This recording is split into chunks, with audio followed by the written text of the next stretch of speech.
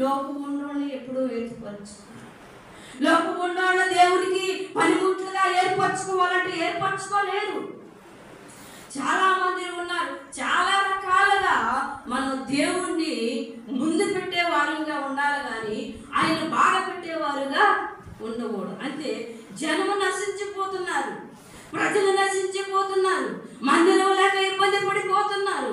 అందుకే సొలొమోనుతో దేవుడు మాట్లాడి ఏం చేసిందంటే ఆ నగరం కట్టించడానికి సొలొమోను ఈ ప్రజలంతా ఆగమవుతున్నారే, ఈ ప్రజలంతా ఈ నగరంలోకి వస్తారు, ఈ మందిరంలోకి రావాలని ఆలోచించుకొని ఆ పనిని పూనుకోవడానికి సంపూర్ణంగా చేసిండు. దేవుడి నామానికి స్తోత్రం. ఒక పని చేస్తే ఒక పని చేయలేరు, ఒక మాట చెబితే ఆ మాట ప్రకారం నిలవలేరు ప్రజలు, ఆ మాటకు లోబడలేరు ప్రజలు. ఎవరు చూస్తున్నారు? దేవుడు అంటాడు కదా, నేను సమస్తమును మెరిగిన వాడిను అంటాడు, నేను సమస్తమును చూస్తున్న వాడిని అంటాడు. ఆయనకు అసాధ్యమైన దేవుని ఉందా? కడుపులో పిండముగా తయారు కాకమునిపే నిన్ను దేవుడు చూసి ఉన్నాడు, నిన్ను నన్ను దేవుడు చూసి ఉన్నాడు. ఇక్కడ అంటుండ కదా ఇక్కడ, అప్పుడు యెహోవా ఆ రాత్రి యందు సొలొమోనుకు ప్రత్యక్షమై ఇలాగా సెలవిచ్చును, నేను నీ మణివింటిని నేను నీ విన్నపమును అంగీకరించి నీ విన్నపమును నేను అంగీకరించి ఈ స్థలమును నాకు బలులర్పించు, ఈ స్థలమునకు బలులర్పించుము, మందిరముగా ఈ మందిరముగా కోరుకుంటిని. వాన కురియకుండా నేను ఆకాశమును మూసివేసినప్పుడే గాని దేశమును నాశనము చేయుటకు మిడతలకు సెలవిచ్చినప్పుడే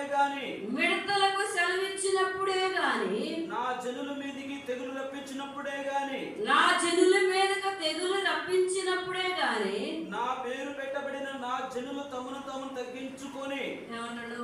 మిడతలు వస్తాయి, ఆకాశము కురిసిద్ది, ఇవన్నీ జనుల మీదకి వస్తాయి కాబట్టి అంటున్నా కదా ఇక్కడ, నా పేరు పెట్టబడిన నా జనులు, నా పేరు పెట్టబడిన నా జనులు, ఈ ప్రజలందరినీ దేవుడు పేరు పెట్టి ఆయన సిద్ధపరచుకొని ఆయన మాట్లాడి మనిషిని తయారు చేసిన దేవుడు అంటాడు కదా, నా పేరు పెట్టబడిన నా జనులు తాము తాము తగ్గించుకోండి, తాము తాము లోబర్చుకోండి, తాను రండి అని దేవుడు పిలుస్తూ ఉన్నారు.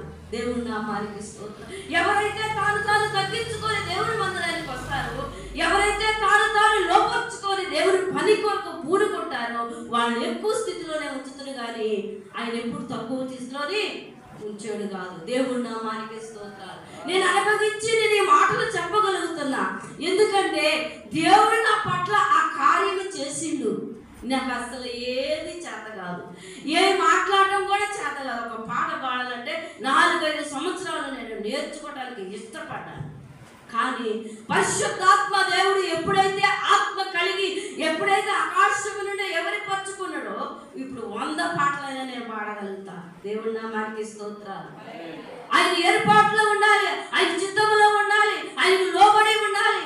ఆయనకే కాదండి, దేవుడు డైరెక్ట్ దిగొచ్చి దేవుడే మనకు ఎదురుగా నిలబడడు, అంతే కదా.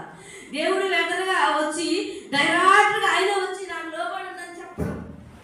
ఇక్కడ పాస్టర్ గారికి లోబడితే, పాస్టమ్మ గారికి లోబడితే, దేవుడు మందిరంలోకి వచ్చి దేవుడు పనులకు లోబడితే, దేవుడి చిత్తానికి లోబడితే దేవుడికి లోబడిపోయినట్టే. అప్పుడు దేవుడు చూస్తారు. మనం ఒకరే అన్నిటిని సంపాదించుకోవాలంటే, అన్నిటిని మనం చూడాలంటే, అన్నిటిని అనుభవించాలంటే మనం లోబడే మనస్తత్వం కలిగి ఉండాలి. దేవుడి నామానికి స్తోత్రం. నాతో పాటు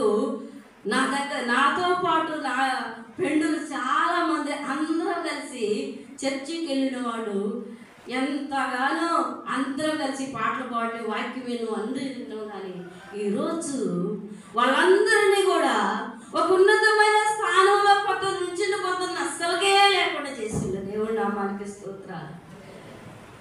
ఇలాగా మనం ముందుకు వెళ్ళాలంటే అందుకంటే కదా, నా పేరు పెట్టబడిన నా జనులు తాను తగ్గించుకొని తన నడతలలో తన చెడు మార్గములు ఎప్పుడైతే విడిచిపెడతారో అప్పుడు వారు ప్రార్థనలని నేను వింటాను. ఎవరండి? దేవుడు వింటున్నాడు. అందుకే మరి ఇంకా కింద చదువుకుంటే చదవయా. నా పేరు పెట్టబడిన నా జనులు తమను తాము తగ్గించుకొని ప్రార్థన చేసి నన్ను వెతికి తమ చెడుతనములను మార్గమున విడిచిన వెడల ఆకాశము నుండి నేను వారు చేసిన ప్రార్థన విన్నపములను వారి పాపములను క్షమించగా వారి దేశమును స్వస్థపరచగా. ఈ స్థలమందు చేయి ప్రార్థన నా కనుదృష్టి నిలుచును. నా చెవులు దానిని ఆలకించును. నా పేరు ఈ మందిరమునకు నిత్యం ఉండునట్లుగా నేను దాన్ని కోరుకొని పరిశుద్ధపరిచితిని. నా దృష్టియు నా మనస్సు నిత్యము దాని మీద నిలిచి ఉండను. దేవుని నామానికి స్తోత్రం. ఏమన్నా ఈ మందిరంలో నిత్యము నిలిచి ఉంటున్నాను. ఈ మందిరంలో చేసిన ప్రార్థన నేను విన్నపములను ఆలకిస్తున్నా చెబుతుంటే మందిరంలో కాదండి, మేము ఇంట్లో కూడా 24 గంటల ఇంట్లో కూడా చేస్తాం. ఇక్కడ ఏం చెప్పిందో దేవుడు నిత్యము కళ్ళు దృష్టి ఉంచుతున్నాడు. ఎక్కడుంటే మందిరంలో ప్రార్థన చేసి రాత్రికి వచ్చి ప్రార్థన చేస్తున్నాడు. 1 గంట వచ్చి